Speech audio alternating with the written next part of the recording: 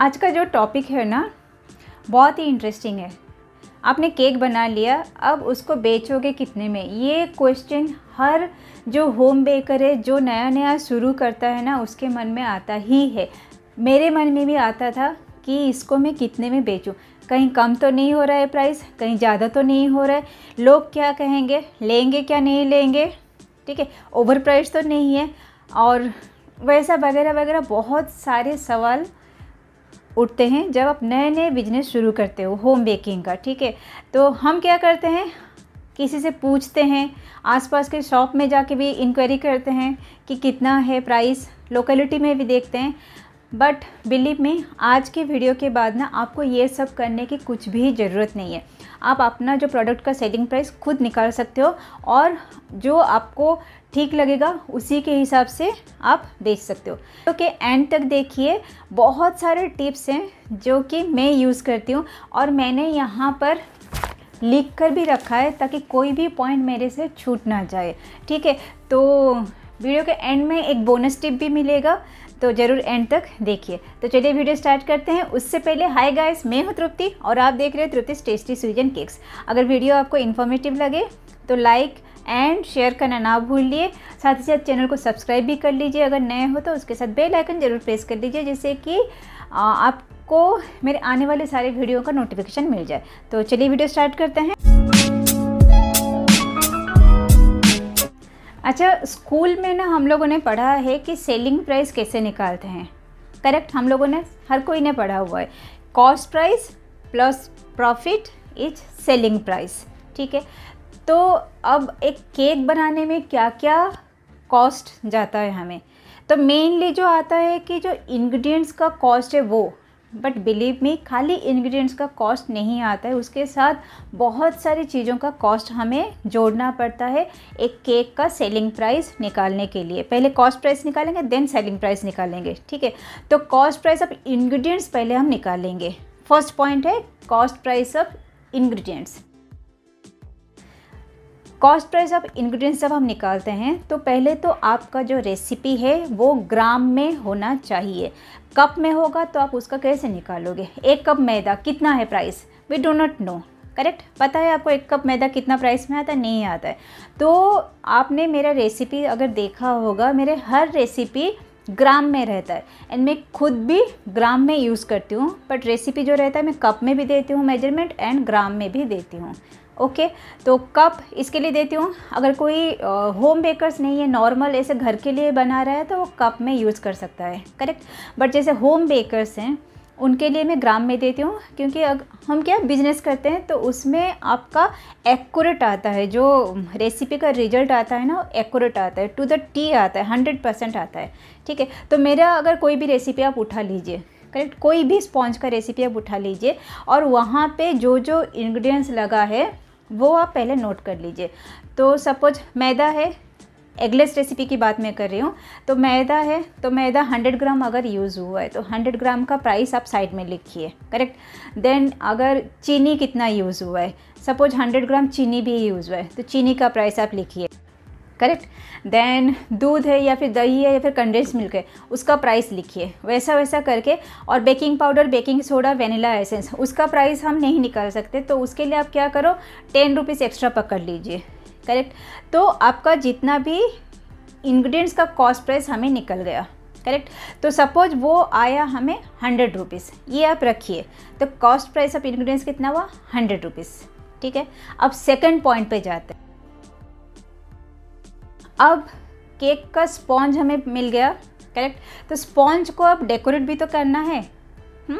Birthday cake हम बना रहे हैं ना, तो बर्थडे केक को हम डेकोरेट करके देंगे, तो डेकोरेट करेंगे। तो अब सेकंड पॉइंट क्या आता है, कॉस्ट ऑफ डेकोरेशन। उसमें हमें कॉस्ट ऑफ डेकोरेशन में क्या किया जाएगा, कितना क्रीम यूज़ किया आपने। करेक्ट, केक का फीलिंग क्या है।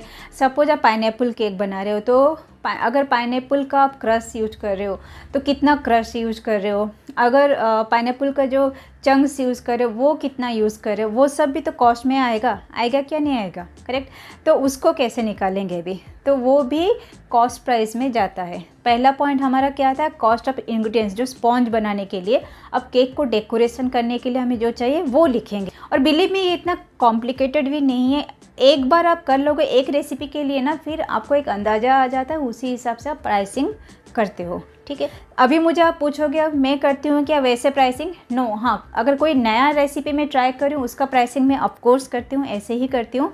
बट अगर पुराना मेरा रेसिपी और उसमें थोड़ा सा आगे पीछे है तो फिर मैं वो नहीं करती हूँ। ठीक है, तो क्या क्या गया हमारा, जो फ्रॉस्टिंग के लिए क्रीम गया, देन गया क्या, क्रश। ओके, तो अगर उसको डेकोरेट हम कर रहे हैं न्यूट्रल जेल तो वो जाएगा।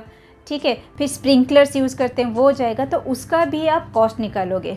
ठीक है, तो अब आप मुझे पूछोगे क्रश कितना गया, मुझे कैसे पता कितना क्रश जाता है? तो एक अंदाज़ा आप लगा सकते हो, एक बॉटल आप लेके आए हो ना, उसका प्राइस आप देखो पहले कितना है। सपोज वो भी 100 रुपीज़ है, तो 2 टेबलस्पून एक केक में अगर आप यूज़ करो, 2 टेबलस्पून एक केक में यूज़ करो, तो एक अंदाज़ा आ जाता ना कि कितना टेबलस्पून वो केक मतलब वो बॉटल में होगा और कितना जा रहा है। 1 टेबलस्पून 15 ग्राम कुछ होता है, 15 to 20 ग्राम्स, तो उसी हिसाब से आप कैलकुलेट करोगे। फिर एक प्राइस आप उसका भी एक कॉलम बनाओगे। करेक्ट, तो कॉस्ट प्राइस आप इंग्रेडिएंट्स भी आ गया। सपोज एक बॉटल स्प्रिंकलर लाए, उसमें से कितना स्प्रिंकलर, थोड़ा सा ही जाता है, तो वो बॉटल का प्राइस कितना है और उसमें से कितना यूज हुआ, एक अप्रोक्सीमेट अमाउंट आप साइड में लिखोगे। तो अब आ गया, हमें मिल गया क्या, cost of decorating item. Correct, 2 point हुआ। अब थर्ड पे आते।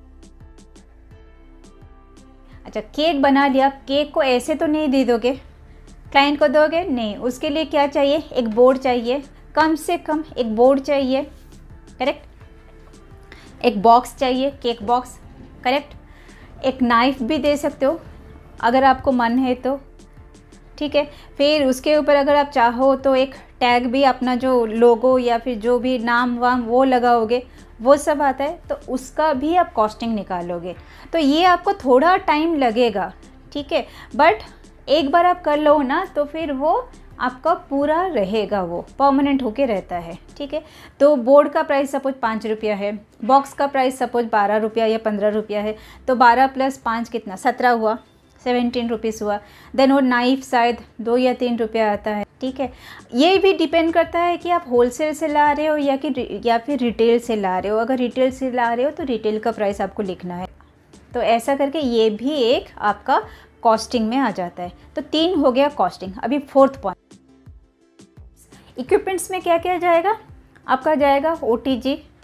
ठीक है, देन आपका जाएगा, अगर आप गैस पे बेक करें तो गैस का जो खर्चा है, देन जाएगा इलेक्ट्रिसिटी, देन जाएगा आपका बीटर उसका, तो ये सब भी इक्विपमेंट्स में जाएगा। तो उसको तो आपने ख़रीदा होगा ना, ऐसे तो नहीं आ गया वो भी एक तरह का इन्वेस्टमेंट में। तो उसका कुछ परसेंटेज जो प्राइस का आप वो जो आप कॉस्टिंग करते हो ना उसमें आप लगाओगे। ठीक है, ऐसा नहीं कि पूरा जो खर्चा है वो एक केक के ऊपर या फिर 10 केक के ऊपर लगा दोगे, वैसा नहीं, कुछ परसेंट, जैसे सपोज 10 रुपया आपने लगाया हर केक में, एज्यूम करके कि इतना केक मैं अगर बना रही हूँ 1 महीने में या फिर 1 साल में, तो 1 साल के अंदर मुझे इसका बिल देना है, तो उसका तो एक मिनिमम % आप उसका लगाओगे। जैसे OTG हुआ, ख़रीदा होगा, ब्लेंडर आपका जो जिसमें आप केक को ब्लेंड करते हो, जो व्हिप करते हो क्रीम को, वो उसका आएगा। ये हो गया हमारा 4th पॉइंट। नेक्स्ट पॉइंट पे जाते हैं, ये है कॉस्ट ऑफ क्लीनिंग।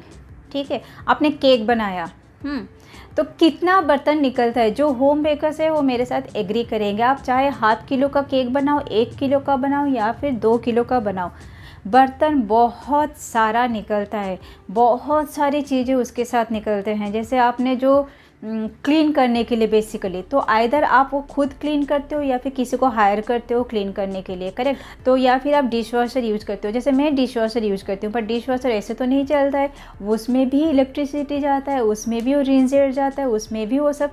तो ये सब खर्चा ना थोड़ा करके आप हर मतलब जब प्राइसिंग आप निकाल रहे हो ना, थोड़ा आप ऐड करो। ऐसा नहीं कि एक साथ 100-150 ऐड करो, हर केक में ऐसे 5-10 आपको ऐड, मतलब बेसिक प्राइस में, जो कॉस्ट प्राइस में आपको वो ऐड करना पड़ेगा। जैसे 5 रुपीज़ 10 रुपीज़ उस वैसे ही। तो पहले हमारा स्पॉन्ज का जो प्राइस निकला था 100 रुपीज़ निकला था, सपोज़ मैं कर रही हूँ, तो ये सब थोड़ा करके आपको ऐड करना है। ठीक है, ये एक पॉइंट हुआ कि क्लीनिंग के लिए अगर आप बाई को पे कर रहे हो मंथली, मतलब आपके काम के लिए मैं बोल रही हूँ, ऐसा नहीं कि आप अपना घर का बर्तन भी धुलवा रहे हो, उसका पैसा भी आप क्लाइंट से ले रहे हो, नो। तो आपका केक का जो आपका होम बेकिंग बिजनेस का जो बर्तन या फिर वो उसका जो खर्चा है उसकी बात मैं कर रही हूँ। उसके लिए अगर आप स्पेशली किसी को हायर किया हुआ है तो उसका जो खर्चा है ना, उसका भी कॉस्ट प्राइस आपको केक के प्राइस में जोड़ना है। तो आप देख सकते हो it is not only the ingredients, so many खर्चा होता है जो एक होम बेकर्स को बियर करना पड़ता है, या फिर एनी बिजनेस में आई थिंक वो होता है। तो कॉस्ट प्राइस निकालने के लिए हमें ये सब भी देखना पड़ता है। अच्छा, अब जो मोस्ट इम्पॉर्टेंट आपका टाइम, ठीक है, आपका टाइम का भी वैल्यू देना है। वो आप खुद डिसाइड कर सकते हो कितना आपको देना है। अगर आप बिगिनर्स हो ना, मैं मानती हूँ कि बिगिनर्स को टाइम ज़्यादा लगेगा, करेक्ट। तो टाइम ज़्यादा लगेगा तो ऐसा नहीं कि मुझे 4 घंटा लग रहा है तो मैं 4 घंटा का पैसा लूँगी, वैसा नहीं। जैसे कोई बहुत प्रो हो जाता है, वो जो केक आधा घंटे में बनाएगा, बिगिनर्स उसको 2 घंटा लगाएगा, ठीक है। तो 2 घंटा का प्राइस लूँगी मैं क्लाइंट से, वैसा नहीं। एक मिनिमम जो अमाउंट आपको लगता है आप डिजर्व करते हो, कुछ भी अमाउंट, वो आप खुद को वो टाइम के लिए वो असाइन करोगे। तो अब इतना सारा कॉलम बन गया। अभी जो लास्ट ये सारा बनने के बाद सपोज वो सब खर्चा मिला के 200 रुपया हुआ एक आधा किलो केक बनाने के लिए, सपोज मैं कह रही हूँ, 200 से ज़्यादा भी हो सकता है, ठीक है। तो वो सब सपोज 250 पकड़ लीजिए, 250 उतना एक आधा किलो केक बनाने के लिए 250 रुपया आपका खर्चा हुआ, करेक्ट। अभी 250 रुपया निकला आपका कॉस्ट प्राइस। तो सेलिंग प्राइस हमने स्कूल में क्या पढ़ा था, selling price is cost price plus profit. अभी आपको प्रॉफिट भी उसमें जोड़ना पड़ेगा। अगर आप प्रॉफिट नहीं जोड़ रहे हो then it is not a business, ठीक है। वो क्या हो जाएगा, हॉबी बन जाएगा। और हम इधर हॉबी नहीं कर रहे हैं, it is our business, it is our bread and butter, correct. तो जो भी कॉस्ट प्राइस आया उसमें आपको अपना प्रॉफिट ऐड करना पड़ेगा। और ये एंटायरली आपके ऊपर डिपेंड करता है कि कितना प्रॉफिट आप उसमें जोड़ोगे, आपके ऊपर है, ठीक है। अच्छा, इसमें ना और एक दो चीज़ भी आता है, जैसे जो कि मैंने ऐड नहीं किया है। आप सामान लेने जाते हो मार्केट में, पेट्रोल कितना महंगा हुआ, करेक्ट, महंगा हुआ ना। तो आप सामान लेने जाओगे, आइदर आप ऑटो में जा रहे हो, आपका कार है तो जा रहे हो, या फिर ट्रेन में जा रहे हो, बस में जा रहे हो, बट जाके आपको सामान लेके आ रहे हो, ऐसा नहीं। या फिर कोई होम डिलीवर भी कर रहा है तो उसका पैसा वो चार्ज करता है, तो वो भी आपको इंक्लूड करना पड़ेगा कॉस्ट प्राइस में, करेक्ट। तो वो क्या होता है, समटाइम्स वी इग्नोर, क्योंकि वो डेली बेसिस में एक केक प्राइस में आप कितना जोड़ोगे उसको, ठीक है। तो इसके लिए जो प्रॉफिट में वो आप ऐड कर लीजिए कि कितना प्रॉफिट आप लग रहे हो, क्योंकि आपका ये खर्चा भी उसमें थोड़ा सा ऐड हो जाए, ठीक है। तो अगर आप सेपरेटली उसको जोड़ना चाहोगे हर केक में तो वो ठीक है, बट जैसे आपका पेट्रोल का प्राइस बढ़ रहा है ना, तो हर बार आप केक का प्राइस इंक्रीज़ करोगे तो आपका क्लाइंट भाग जाएगा। तो वो एक मार्जिन आप ना एक मिसलेनियस अमाउंट करके रख लीजिए, जैसे 20, 25, 30 रुपया, करेक्ट।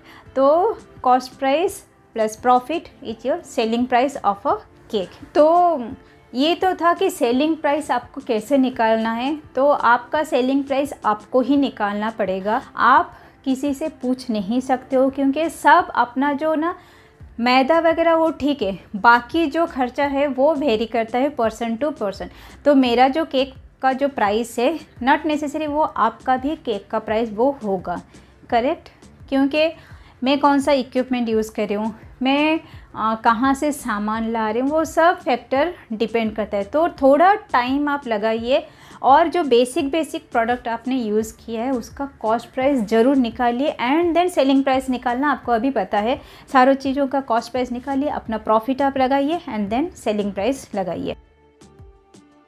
सो लास्टली जो बोनस पॉइंट की बात मैं कर रही हूँ, इतना जो डिस्कशन हुआ लंबा सा, उसका एंड रिजल्ट ये है कि आप अपना जो प्रोडक्ट का प्राइस किसी से पूछोगे नहीं, आप खुद से वो निकालो, एंड आपको अपने प्रोडक्ट के ऊपर बिलीव होना चाहिए। अगर वो 500 है तो आप वो कन्विक्शन के साथ सेल करिए कि हाँ ये प्रोडक्ट मेरा 500 रुपीज़ का ही है, कम नहीं है, इसमें मैंने इतना एफर्ट डाला, इसमें ये इंग्रेडिएंट्स लगा है, ये क्वालिटी प्रोडक्ट्स लगा है, तो 500 ये वर्थ है।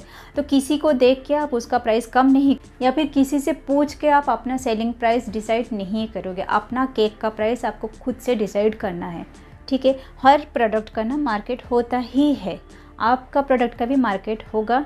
तो उसी हिसाब से आपको डिसाइड करना है, किसी के पूछ के आसपास देख के वो सब नहीं करना है। एक सेलिंग प्राइस रखिए और उसके ऊपर आप स्टिक रहिए, ठीक है। ऐसा नहीं कि आज बढ़ा दिया कल कम कर दिया, वो नहीं। अगर आपका प्रोडक्ट अच्छा होगा ना, आपका केक टेस्टी होगा तो आपके पास क्लाइंट ज़रूर आएंगे। अगर आपका केक का टेस्ट अगर अच्छा नहीं होगा ना, तो आपके पास क्लाइंट नहीं आएंगे, भले ही आप उसको सस्ते से सस्ते दाम में दो।